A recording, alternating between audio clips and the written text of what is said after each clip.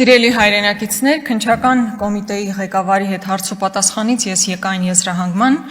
որ քննչական կոմիտեում գործերը կարվում են բացառապես քաղաքական նպատակահարմարությունից ելնելով։ Փորձեմ բացատրել ինչ նկատի ունեմ։ Երկու դրվագ եմ վկայակոչում, ասում եմ Մասիվի թաղապետը օրը ցերեկով ուղիղ եթերով գրեթե 10 հոգով բռունցքներով հարձակվում են մեկ մարդու վրա եւ դրա հետևանքն ամենևին չի լինում այն, որ տվյալ մարդը կալանավորվի։ Երկրորդ դրվագն այն մասին է, որ Հայաստանի Հանրապետության քաղաքացի Սամվել Վարդանյանը ավտոբուսում տեսնելով ԿՊԱ-ական պատգամավորի վիրավորանք է հնչեցնում։ Դրա հետևանքը լինում է այն, որ քաղաքացի Սամվել Վարդանյանը տեղում ձերբակալվում է, կալանավորվում է, կալանքի վայրում անցեկացնում կալանք, այնուհետև տնային կալանք, վարչական վերահսկողություն եւ այլն։ Հիմա պարոն Պողոսյանն ինձ ասում է, գիտեք, իրավական ֆորմալության տեսանկյունից, այո, Մասիվի թաղապետի իրականացրած գործողությունը ծեծ է, հետևաբար դա չի ենթադրում, որ պետք է լինի ձերբակալում եւ կալանավորում։ Իսկ պարոն Պողոսյան, ինչու դա չի որակվել խուլիգանություն, այլ Սամվել Վարդանյանի վիրավորանքը որակվում է որպես խուլիգանություն։ Այսինքն 10 հոգով բռունցքներով մեկի վրա հարձակվելը ծեծ է, խուլիգանություն չէ, բայց մարդու վիրավորական հնչեցրած նախադասությունը խուլիգանություն է եւ հետեւաբար կալանքի պետք է տանել մարդուն։ Այս մարդը ֆորմալ, իրավական ֆորմալության տեսանկյունից այո, ասում է Մասիվի թաղապետին, այս հոդվածը չի ենթադրում, ես էլ ձեզ հարց եմ տալիս, այդ դեպքում ինչու խուլիգանության հոդված չի ներկայացվել Մասիվի թաղապետի նկատմամբ։ Ու ես ամենևին չեմ ուզում ասել, որ այս մարդը պետք է կալանավորվի, նա պետք է կալանավորվի։ Ես երկու տարբեր դեպքեր եմ բերում եւ ձեզ ասում եմ, այստեղ տրամաբանություն ցույց տվեք։ Ավելին, պարոն Պողոսյան, ձեր տրամաբանությամբ կարելի է եզրակացնել, որ եթե Սամվել Վարդանյանը ավտոբուսում ոչ թե վիրավորել, այլ ծեծեր ԿՊԱ-ական պատգամավորին, նրան չէիք կալանավորի, կասեք սովորական ծեծ է, խուլիգանություն չի։ Այսինքն Սամվել Վարդանյանի մեղքը այն էր, որ ինքը 10 հոգի մարդ էլ հետը չուներ, որ հարձակվեր ԿՊԱ-ական պատգամավորի վրա։ Լավ տրամաբանությունը ո՞րն է, լավ մեսիջը մեր ժողովրդին ո՞րն է, որ ժողովուրդ, եթե դուք վիրավոր եք, տեղում կալանավորել եք, բայց եթե 10 հոգով հարձակվեք մեկի վրա բռունցքներով, այդ դեպքում դուք չեք կալանավորի, որովհետև դա սովորական ծեծ է։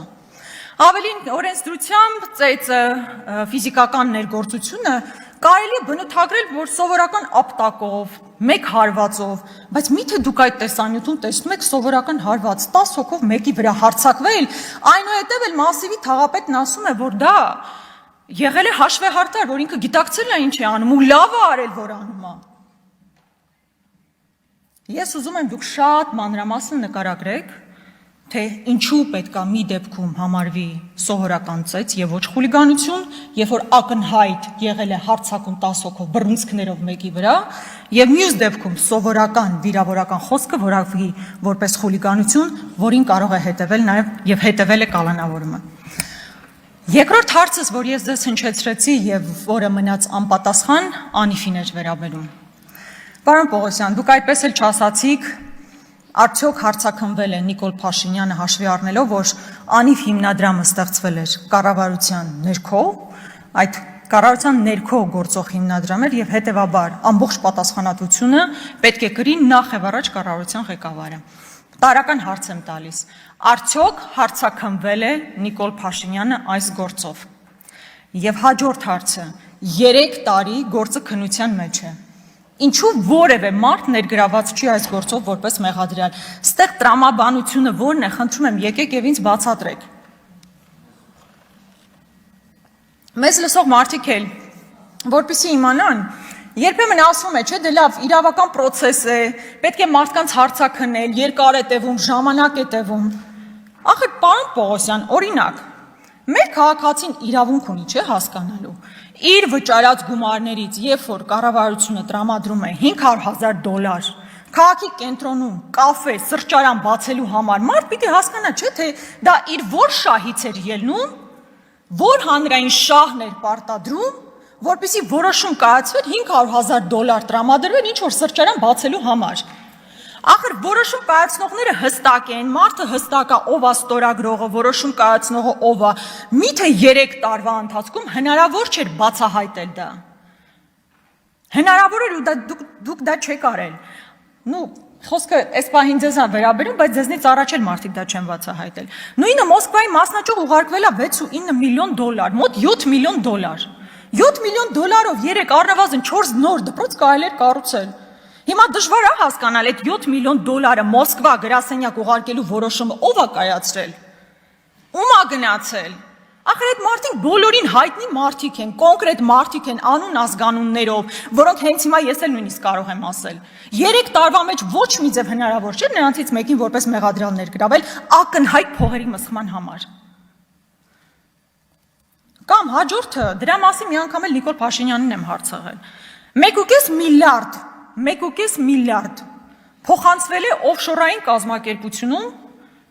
մի օֆշորային կազմակերպության, որի ղեկավարը տարբեր հրապարակումների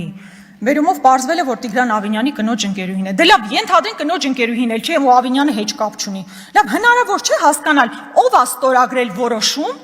որով մեր հայրենակիցների վճարած հարկերից 1.5 միլիարդ դրամ փոխանցվում է օֆշորային ինչ-որ կազմակերպության։ Ու արդյունքը չկա, հասկանում եք, ուղղակի այսպես բան է արել, գումար ուղղակի փոխանցվել է այնտեղ ու որևէ հետևանք չի ունեցել, որևէ արդյունք չկա։ Այդ չեմ ասում, որ պարզում է գոյություն ունեն մարդիկ, ովքեր ստացել են 250 միլիոն դրամ աշխատավարձ։ Պատկերացնում եք 250 միլիոն դրամ աշխատավարձ ստացող մարդը ունի կոնկրետ անուն, ազգանուն, ինչու ինքը գործում ներգրաված չէ որպես մեղադրյալ։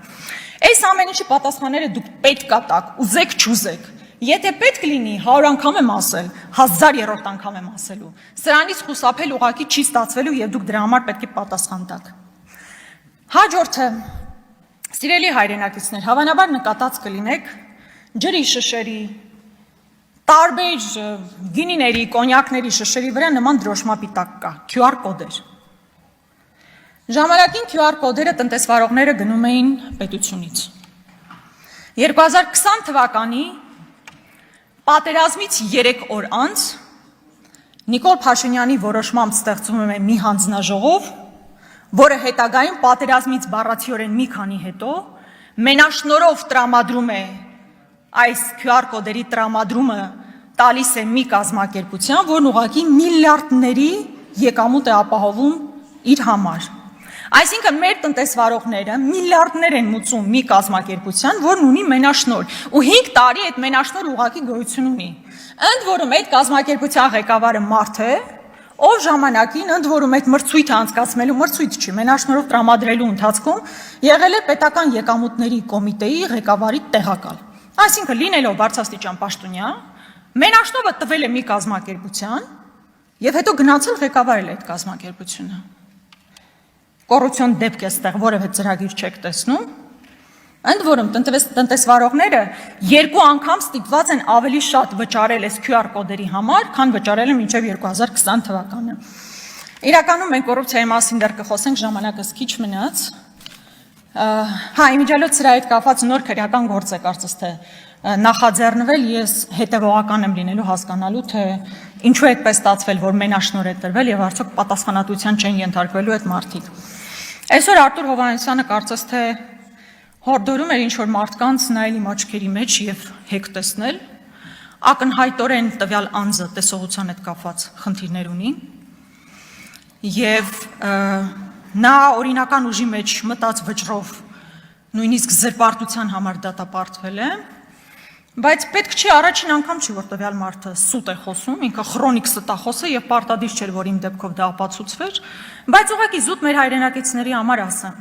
ես հեկ չունեմ, չեմ ունեցել, եւ եթե տվյալ անձը կարող է գա տանել ու ցույց տալ այդ հեկը, ես սիրով կընդունեմ այդ հեկը, չգիտեմ, միգուցե մեկը որոշ ինձ նվիրատվություն անի, եթե այդ մարդը տեղը ցույց տա, համենայն դեպս չունեմ,